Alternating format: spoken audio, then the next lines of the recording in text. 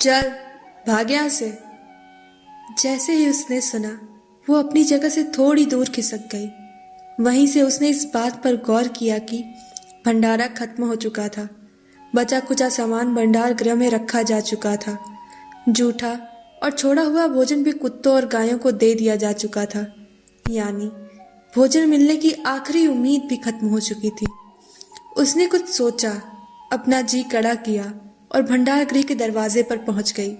उसे देखते ही अंदर से एक भारी भरकम आवाज फटकारते हुए बोली, तू यहां तक कैसे आ गई? चल भाग यहां से। वो कातर स्वर में बोली, अब ना भगाओ मालिक, अब तो सभी लोग खा चुके हैं।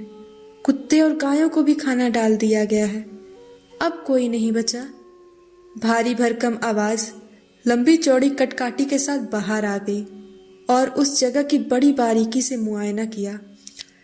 उन्होंने इस बात की तस्दीक कर ली कि वहां पर कुत्तों, गायों और उनके विश्वास पात्र इकलौते बलशाली लठैत के अलावा कोई नहीं था। बुलंद आवाज ने जनाना के वो भंडार गृह में अंदर बुला लिया।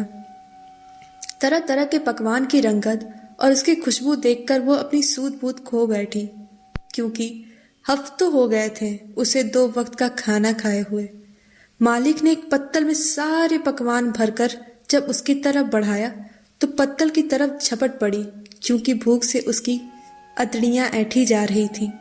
उसके हाथ पत्तल तक पहुंचते इससे पहले मालिक ने उसका हाथ पकड़ लिया और धीरे से कहा, तेरा पेट तो भर जाएगा, लेकिन मेरा पेट कैसे भरेगा? वो रुआसे स्वर में बोली, पहले तुम ही खा लो मालिक, मैं उसके बाद बचा कुचा या जूठा खा लूंगी। मेरा पेट इस खाने से नहीं भरेगा। ये कहते हुए मालिक ने उसे अपने अंक में भींच लिया।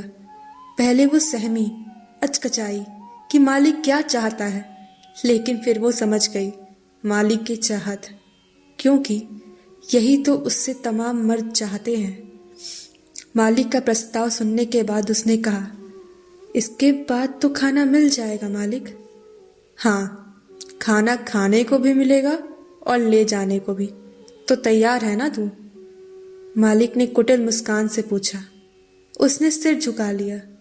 मालिक ने भंडार गृह से बाहर निकलकर अपने लठैत से कहा, मैं अंदर खाने जा रहा हूं, इधर किसी को आने मत देना। जब मैं खाकर बाहर आ जाऊं तो तू भी आकर खा लेना। समझ गया ना पूरी बात? लठैत ने यह सुनकर निहाल हो गया। उसने सहमति में सिर हिलाया। मालिक ने अपनी भूख मिटानी शुरू कर दी।